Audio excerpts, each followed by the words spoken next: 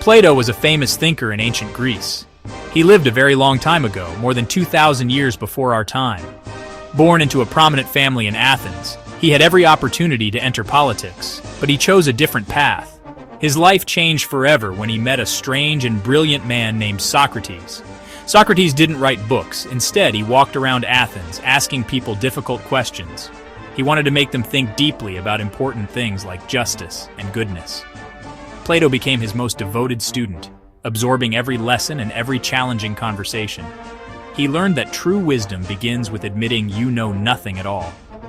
After Socrates was put to death by the state of Athens, a deeply shaken Plato left the city for a time. He traveled widely to places like Italy and Egypt, learning from other great minds. When he finally returned to Athens around 387 BCE, he had a big idea. He wanted to create a special place where people could gather to learn and discuss ideas, just as he had done with Socrates. He bought a piece of land just outside the city walls. This land was a public grove dedicated to a hero named Academus. So Plato called his new school the Academy. This wasn't just any school, it was the first institution of higher learning in the Western world. The Academy was not like a university you might see today. There were no formal exams or tuition fees in the way we understand them. It was more like a community of thinkers, both young and old, who were passionate about knowledge. They studied a wide range of subjects. Mathematics was incredibly important. A sign over the entrance supposedly read, "Let no one ignorant of geometry enter here." They also studied astronomy, biology, politics, and of course, philosophy. The goal was not just to stuff students' heads with facts. The real aim was to teach them how to think critically and to question everything. Plato believed that education was the key to a good life and a just society. He led the Academy for nearly 40 years, guiding discussions and writing his famous dialogues. These dialogues are conversations, often featuring his teacher Socrates as the main character, exploring complex questions. The Academy became a hub of intellectual life in the ancient world. It attracted brilliant minds from all over Greece and beyond. The most famous student to ever walk through its gates was a young man named Aristotle, who would go on to become another giant of philosophy. The Academy itself would last for over 900 years, a testament to Plato's powerful vision. One of Plato's most famous and influential ideas is the theory of forms. This can sound complicated, but the basic idea is quite simple. Plato believed that the world we see around us, the world we experience with our five senses, is not the real world. It is more like a shadow or a copy of a more real, perfect world. This other world he called the world of forms or ideas. It is a realm of perfect concepts that exists outside of space and time. It is a place that we can only reach with our minds through reason and deep philosophical thought, not through our eyes or ears. Let's use an example to make this clearer. Think about all the dogs you have ever seen. You have seen big dogs, small dogs, fluffy dogs, and short-haired dogs. They are all different, yet you instantly recognize each one as a dog. Why is that? Plato would say it is because your mind has a connection to the perfect form of dog. This form is the ultimate ideal blueprint of a dog. It has all the essential qualities of dogness. Every physical dog you see in the world is just an imperfect imitation of this one perfect form. The dogs we see are born, they get old, and they die. But the form of dog is eternal and unchanging. This idea applies to everything, not just physical objects. Think about the concept of justice. In our world, we see actions that are more just or less just. We see legal systems that are flawed and sometimes make mistakes. According to Plato, these are all imperfect copies of the true form of justice.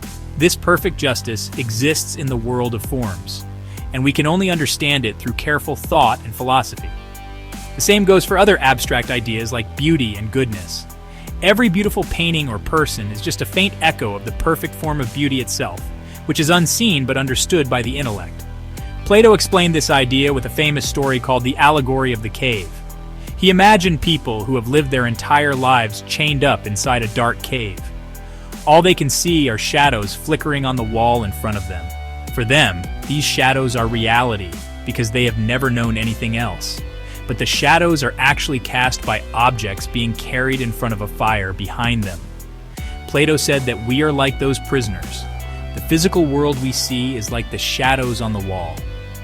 The job of the philosopher is to break free from the chains, leave the cave, and see the real world, the world of forms, in the bright light of the sun. Plato's ideas about philosophy were not just for thinking, they were for living. He applied his theories directly to politics and how society should be run. In his most famous book, The Republic, he described what he believed would be the ideal state. He was very critical of the democracy in his own city of Athens, the same system that had condemned his teacher Socrates to death. He believed that letting everyone have a say in governing was like letting the passengers on a ship vote on who should steer it, instead of letting the most skilled navigator take the helm. He argued that ruling was a skill, one that required deep knowledge and wisdom. At the heart of Plato's ideal society is a radical idea. The rulers should be philosophers. He called these rulers philosopher kings. These would not be people who craved power or wealth. In fact, they would be the last people to want the job. They would be men and women who had spent their lives in the pursuit of truth and knowledge. Through decades of rigorous education in mathematics, logic, and philosophy, they would have come to understand the world of forms. They would know the true nature of goodness and justice. Because they understood what is truly good, they would be the only ones qualified to lead the state toward it. In this ideal society, people would be divided into three classes based on their natural abilities. The largest group would be the producers, the farmers, craftsmen, and merchants who take care of the city's material needs. Above them would be the auxiliaries, who would be the soldiers and police responsible for defending the state. At the very top would be the guardians, the philosopher kings who would rule. Plato believed that everyone had a role to play, and justice in the state meant that every person was doing the job for which they were best suited, creating a harmonious and efficient whole. This vision of society is very different from our modern ideas about freedom and equality. In Plato's Republic, the rulers would have immense control. They would even control what stories children were told to ensure everyone developed a virtuous character. Private property and even traditional family life would be abolished for the ruling classes to prevent corruption and jealousy. While many of us would find these ideas frightening today, they come from Plato's deep conviction that a state's primary purpose is to make its citizens good. His work forces us to ask fundamental questions about the nature of power, justice, and the purpose of government that are still debated today. The ideas of Plato, born in ancient Athens over 2 millennia ago, have never really gone away. They have shaped the very foundations of Western thought in ways we often don't even realize. His founding of the Academy set a powerful precedent. It established the idea of a university as a place dedicated not just to job training, but to the pursuit of knowledge for its own sake. Every time students gather in a classroom to debate big questions, they are following in the footsteps of Plato and his pupils. The structure of modern education, with its progression through different subjects toward higher, more abstract levels of thinking, echoes the curriculum Plato designed for his guardians. His theory of forms, while not widely accepted in its original version today, introduced a crucial concept into philosophy. It is the idea that there might be a deeper, more permanent reality beyond the fleeting world our senses show us. This sparked a long-running debate between those who trust reason, rationalists, and those who trust experience, empiricists. This question about how we know what we know is a central part of philosophy. Furthermore, his emphasis on concepts and definitions pushed thinkers to be more precise with their language and more rigorous in their arguments. Scientists search for universal laws, and mathematicians work with perfect, abstract concepts, ideas that have a Platonic flavor. Plato's political philosophy, as outlined in The Republic, continues to be one of the most studied and debated texts in history. While almost no one would want to live in his ideal state, his work serves as a powerful thought experiment.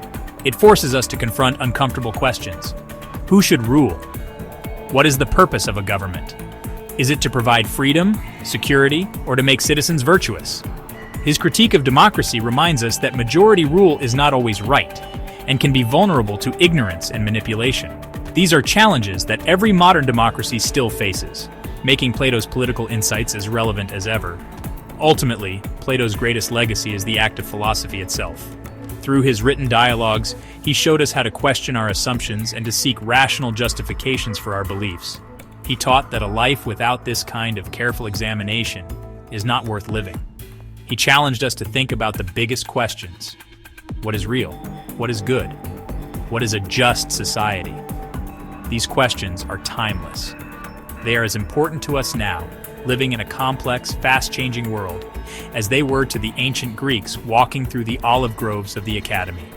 Plato opened the door, and for centuries, we have been exploring the rooms he revealed.